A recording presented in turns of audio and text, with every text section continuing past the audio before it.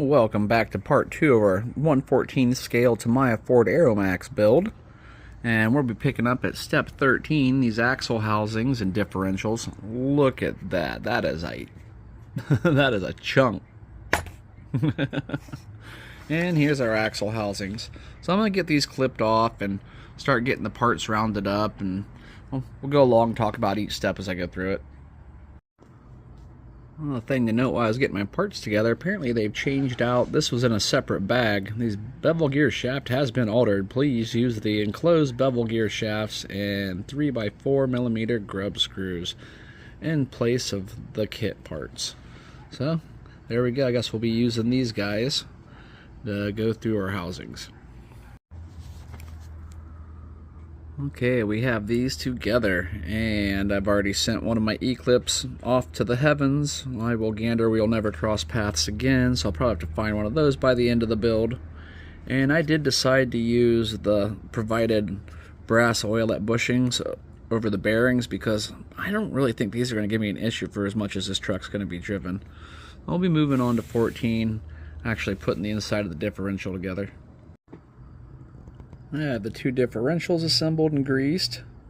I have to put the top caps on them still. I'm using this 1-Up Gold anti-wear grease, and this is some nice thicky stuff. It'll really provide a little bit of extra traction inside that differential, so it'll help them not slip as bad when we're trying to pull things and not break loose on loose surfaces as easily.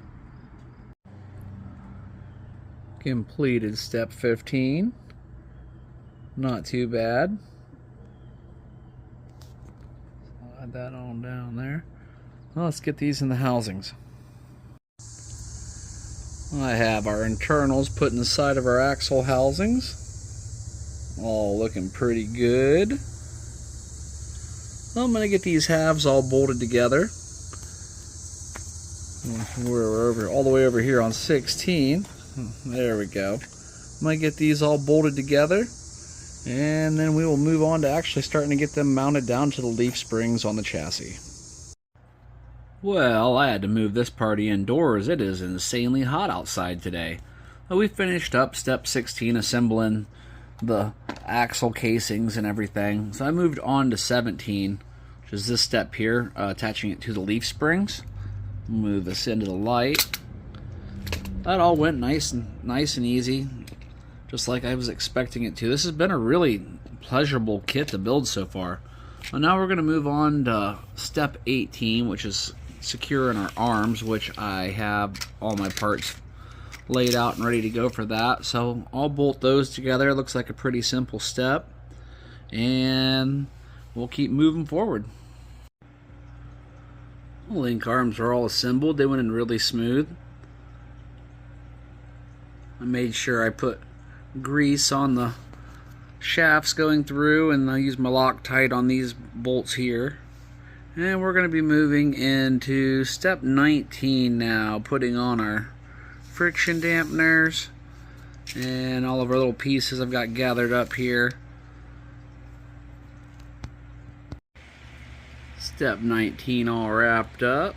There's what it looks like in the instructions, and here's what it translates into in real life. Looking good. Well, let's move on and start getting the gearbox together. Step 20 is complete. You just gotta remember to use Loctite on all your pieces. Let's get the page turned. Oh, don't these next few steps look very interesting? There is a lot going on around here. And I'm going to be using this heavy grease. I got this from Steve over at Shin RC. He makes this stuff. I really like it. I put it in a whole lot of my gearboxes. Alright, I have finished up through step 22, and there is a lot going on. So when you put this together, you need to really pay attention to the way the different little gears look. They've all got different little indentations on the end, and it takes a second, but you can get it.